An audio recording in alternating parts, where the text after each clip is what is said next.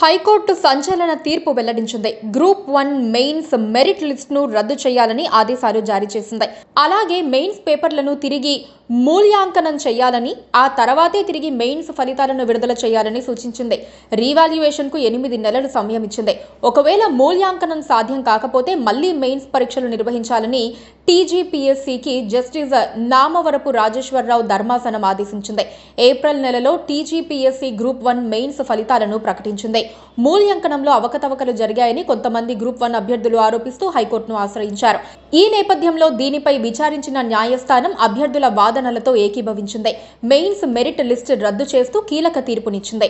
పేపర్లు రీవాల్యుయేషన్ చేయాలని, కుదరకపోతే మెయిన్స్ మరోసారి నిర్వహించాలని ఆదేశాలు జారీ చేసింది. కాగా హైకోర్టు తీర్పుపై టీజీపీఎస్సీ సమీక్షిస్తోంది. అపీల్కు వెళ్లే యోచనలో ఉన్నట్లు తెలుస్తోంది. అయితే గ్రూప్ 1 కు ఎంపికైన అభ్యర్థులు ఇప్పటికే సర్టిఫికేట్ వెరిఫికేషన్ పూర్తయి తుది నియామకాలు పెండింగ్ లో ఉండటంతో ఆందోళనలో పడ్డారు. మరోవైపు పలువురు గ్రూప్ 1 అభ్యర్థులు హైకోర్టు తీర్పుపై హర్షం వ్యక్తం చేస్తున్నారు. ఈ విషయమై హరీష్ రావు స్పందిస్తూ గ్రూప్ 1 పరీక్ష మూల్యాంకనంలో అవకతవకలు, పరీక్షా కేంద్రాల కేటాయింపు, హాల్ టికెట్ల జారీ, పరీక్ష ఫలితాల్లో అనుమానాలు, అక్రమాల ఆరోపణల నేపథ్యంలో నేడు హైకోర్టు ఇచ్చిన తీర్పు రాష్ట్ర ప్రభుత్వానికి చెంపపెట్టు. లోపభూయిష్టంగా పరీక్షలు నిర్వహించి విద్యార్థుల జీవితాలతో చెలగాటమాడుతోన్న రేవంత్ రెడ్డి ఈ కోర్టు తీర్పుకు మీరు చెప్పే సమాధానమేంటి?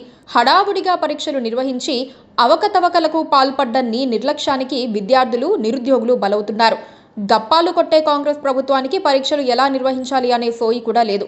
పరీక్షలు నిర్వహించటం, ప్రభుత్వ ఉద్యోగాలు ఇవ్వడం అంటే విద్యార్థులను, నిరుద్యోగులను రెచ్చగొట్టి చిల్లర రాజకీయాలు చేయటం కాదు. రేవంత్ రెడ్డి, ఇప్పటికైనా కళ్ళు తెరువు.